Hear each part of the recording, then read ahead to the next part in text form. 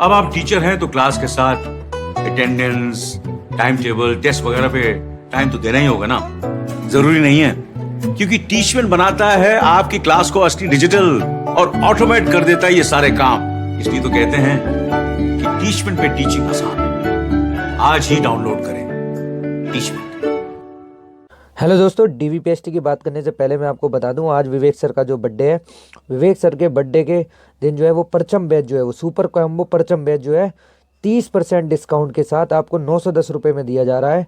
इसके लिए आप क्या करिएगा, एग्जामपुर ऑफिशियल ऐप, मैंने इसका जो लिंक है और जो है डिस्क्रिप्शन बॉक्स में डाल दिया, वहाँ पर आप ऐप को डाउनलोड करके HB30 कोड यूज़ करेंगे तो आपको ये 30% डिस्काउंट मिलेगा। और आज जो विवेक सर अपने बर्थडे की खुशी में या बर्थडे के दिन पे जो है मैराथन लेने वाले हैं हिंदी की, जो आज रात को 8 बजे से चालू होगी। ठीक है, आप इसको ज्वाइन करिएगा। देखो भाई, एक लड़के का कमेंट आया था मेरे पास कि उसने मेरे को ये बोला कि सर मेरे एक सेक्शन में 19 है, तो क्या ये 14 तो नहीं हो जाएंगे? भाई देखो, ये ऐसा कुछ भी नहीं होने वाला, बल्कि ये तो उसको भी दिक्कत नहीं है जिसके 16 है। देखो भाई, पिछली बार क्या हुआ था, पिछली बार ये सेक्शनल जो थी वो 20 नंबर की थी। अब भाई 20 नंबर की थी तो 20 नंबर में जिसके 22 थे, ठीक है, उसको दिक्कत हुई थी। ठीक है, 22 थे, ठीक है, 22 से उसके 19 हो गए थे। तो भाई 22 से 19 होने का मतलब है 19, 20, 21, 22, मतलब 4 क्वेश्चन की दिक्कत होना। वो भी कब? जब आप यहाँ 1 से शुरू होकर 20 तक आ गए हो। ठीक है, जब ये दिक्कत होगी। अब यहाँ पर बात है सिर्फ 14 क्वेश्चन होगी। ठीक है, 14 में जिसके 16 क्वेश्चन तक ठीक है। ठीक है, 16 वाले को थोड़ी बहुत दिक्कत हो सकती है, वो भी उस पोजीशन में जब शिफ्ट बहुत ज़्यादा जो है इजी हो और इन्हीं का पेपर जो है उस सेक्शन में ख़राब हुआ हो, सिर्फ जब। ठीक है, बाकी ऐसा पॉसिबिलिटी ना के बराबर है। ठीक है, बाकी ये जो 17 है, 18 है, 19 है और 20 है, इनको कोई दिक्कत नहीं है। मैं आपको बता दूं, आप गलत चीज़ों में ना पड़े। ठीक है बच्चों, अगर आप एक सेक्शन में 16 से ऊपर हो तो आप बिल्कुल सेफ हो। 16, 17, 18, 19 ये आप दिक्कत हो। अब देखो, आप नॉर्मलाइजेशन कितना फर्क डाल सकता है। नॉर्मलाइजेशन 12 वाले को भी अंदर कर सकता है, 13 वाले को भी अंदर कर सकता है, 14 वाला सेफ है। तो भाई ये लोग भी अंदर हो सकते हैं अगर आपका टोटल एक्वेरिंग स्कोर अगर जो है आपका अच्छा है और आपके एक शिफ्ट में इतने भी हैं, आपको लग रहा है कि आप मेरा टोटल स्कोर बढ़िया है जो सिलेक्शन के लायक है, और पर आपका एक सेक्शन खराब हो रहा है, तो आपका वो सेक्शन क्लियर हो सकता है नॉर्मलाइजेशन से। इसलिए आप अपनी रनिंग को जो है कंटिन्यू रखिएगा। अब बात करते हैं डीवीपीएसटी की। देखो बच्चों, डीवीपीएसटी के लिए देखो, अब ये यूपीपीसीएस का एक पेपर था। ठीक है, सम्मिलित राज्य अभियंत्रण सेवा सामान्य चयन विशेष चयन। ठीक है, इसकी परीक्षा जो होनी थी वो होनी थी कब होनी थी? ये 23/1 को। ठीक है, और इसको ट्रांसफ़र कब कर दिया गया? 17/4 को। इसका मतलब आप समझते हो, 17/4 तक नई सरकार बन जाएगी। नई सरकार जो बनेगी उसका नया मंत्रिमंडल गठन हो जाएगा, सारे विभाग के जो मंत्रालय जो बट जाएंगे सभी लोगों के पास। ठीक है, उसके बाद जो है ये एग्ज़ाम लिया जाएगा। अब ऐसा क्यों किया गया? ठीक है, देखो, सबसे पहला रीज़न तो ये चुनाव है। चुनाव जो है वो सबसे महत्वपूर्ण है किसी भी मतलब मंत्री के लिए, किसी भी सरकार के लिए, किसी भी नेता के लिए। जो चुनाव होता है वो सबसे महत्वपूर्ण होता है। ठीक है, सबसे पहले वह अपना चुनाव देखते हैं, चुनाव के बाद ही उन्हें किसी और चीज़ से मतलब होता है। ठीक है, तो उनको इस बात से कोई मतलब नहीं है कब आपका DVUPSI का हुआ या नहीं हुआ, या कोई भर्ती अटकी हुई है। भाई आप ये सोचो ना, जो यूपीपीसी मतलब यूपीएससी UPSSC है, इसका एक एग्ज़ाम निकला हुआ था। कब का?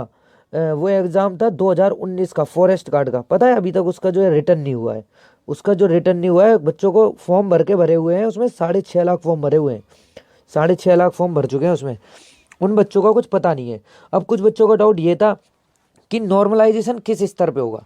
तो भाई नॉर्मलाइजेशन का मैं बता दूं, जब कंपनी का गठन होना था ना, उसके बाद ही बता दिया गया था कि जो ये नॉर्मलाइजेशन होगा वो आपका डीवीपीएसटी से पहले होगा, डीवीपीएसटी से नॉर्मलाइजेशन पहले होगा। ठीक है, और नॉर्मलाइजेशन के सारे पंगे जो हैं वो ख़त्म हो चुके हैं, क्योंकि जो है वो सुप्रीम कोर्ट की डबल बेंच का फैसला जो आ चुका है, तो इससे कोई दिक्कत होने वाली है नहीं। देखो, आप अब परेशान होना बंद करिए। देखो, सीधी बात यह है कि आप अब परेशान होना करो बंद। आप जो है किसी को मैसेज करना बंद करो। ठीक है, ये जो है, देखो कोई भी यूट्यूबर क्यों वीडियो बना रहा है, उसका सबसे बड़ा रीजन ही यही है कि भाई उसके पास इतने मैसेज, इतने कमेंट है, कुछ पूछो मत। एक एक दिन में जब 500 से 700 मैसेज आएंगे, 500 700 1000 से ऊपर कमेंट आ जाती हैं, तो वो करेगा क्या भाई? उसको सबको रिप्लाई वो नहीं दे सकता।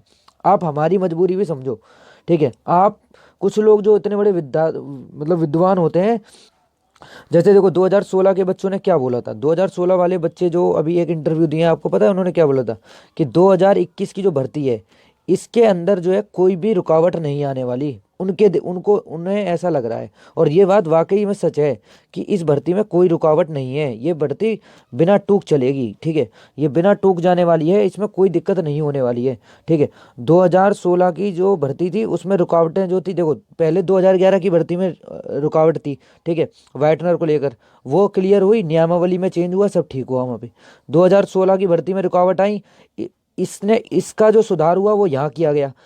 अब जो है यूपीएसआई यहाँ से बिल्कुल क्लियर हो गया है, और इसके बाद जो यूपीएसआई की भर्ती आएगी ना, वो टॉप फास्टेस्ट भर्ती होगी यूपीएसआई की, ठीक है? जब भी आएगी वो, क्योंकि उसका एवरेज जो टाइम है मुझे 2022-23 के बीच में लग रहा है, और जो ये 850 पद दिखाए जा रहे हैं ये इसी ईयर में आएंगे, पर इनकी संख्या जो है वो 3000 से के आसपास होगी।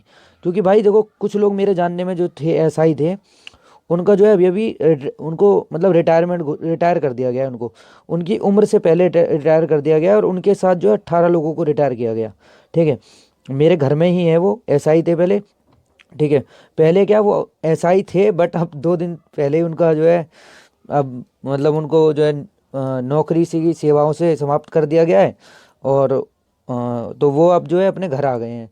तो हाँ, रिलेटिव ही हैं वो हमारे घर में, इसीलिए मैं आपको बता रहा हूँ कि क्यों जो है जो वैकेंसी जो है बढ़ने वाली हैं, उसका रीज़न जो है कि भाई समय से पहले कुछ दरोगाओं की छुट्टी कर दी गई है, और उनका मेरे से यही कहना था। तो मैं आपको बता रहा हूँ कि भाई सीधी बात यही है, आप जो है सिर्फ अपनी तैयारी में लगे रहो। जो बच्चों को लग रहा है मेरा कम स्कोर है, जिनको लग रहा है मेरा ठीक ठाक स्कोर है, हो सकता है मेरा काम, वो अपनी रनिंग करता रहे।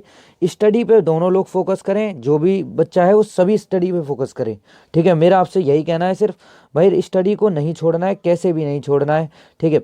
तो भाई डीवीपीएसटी का सिर्फ यही है कि भाई डीवीपीएसटी के लिए आपको जो है सिर्फ कंटिन्यूअसली आपको जो है रहना है इस पे, ठीक है? तो आप चैनल पर नए आए हो, प्लीज़ चैनल को सब्सक्राइब कर लीजिएगा। धन्यवाद।